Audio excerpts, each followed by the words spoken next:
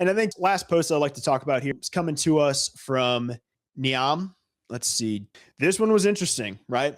Again, kind of like I just mentioned with a lot of the really neat high-end marketing stuff at like live events, concerts, shows, venues, you'll see the pilots are actually flying over people's heads. I haven't heard of an incident. I haven't seen anything. I think it's only a matter of time until somebody gets clonked in the head with a drone from a pilot, taken too aggressive or maybe midair collision with like a cup or something. This post kind of piqued my interest because, very nice 3D map, 3D model generated of an Aldi car park survey. The results are in.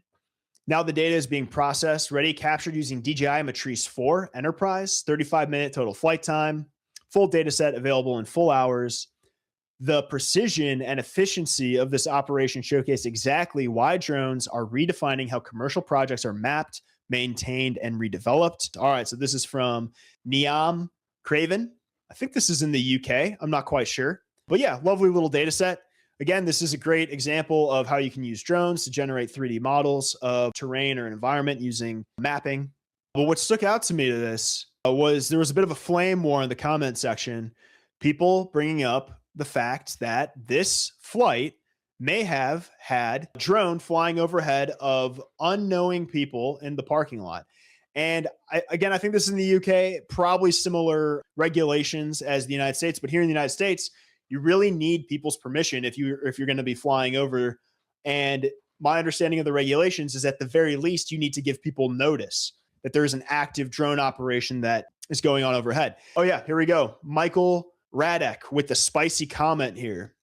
Typical example for a legal drone scenario, ... For such a C2 class drone, that's why I think this is in the UK, because C2, I think that's an airspace classification in the UK. Such a C2 class drone, you need to apply minimum safe distances, what means you need to completely block and evacuate the whole flight area plus minimum safe distance. That's usually not possible to realize. Too expensive.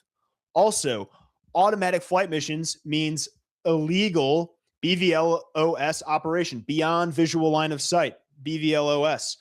Okay, so I wanted to highlight this because I think this is a great topic of discussion, because pilots out there, what do you think? Is this an illegal drone operation? But this is a total gray area, and this is a great example of what a gray area looks like in the regulations. I think Michael has a point that, there is conceivably a moment in the pre-programmed automated flight pattern where the drone could be directly overhead of somebody, and if it falls out of the sky for whatever reason, although however unlikely, it could cause a serious medical issue, if not even death. And so that is a serious allegation. I think us drone pilots need to discuss. Part of the comment here that I have to disagree with on Michael is the BVLOS, beyond visual line of sight. I don't think, unless you're like behind the building, you're going to have visual line of sight. I don't think you're really at risk of having beyond visual line of sight. I don't see it. But again, chat, let me know. Leave a comment. Do you think this is a violation of BVLOS or do you not, and why?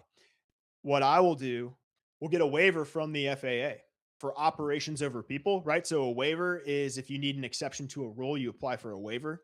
And in this case, the rule is operations over people. So we've been able to get waivers for doing things like, putting signs on the street and putting a parachute on the drone. So I've seen, there's workarounds. There's, if you want to do it by the book, as you should be doing it by the book, if you're doing this professionally or commercially, or for that matter, even just doing this as a hobbyist, you should be following the rules.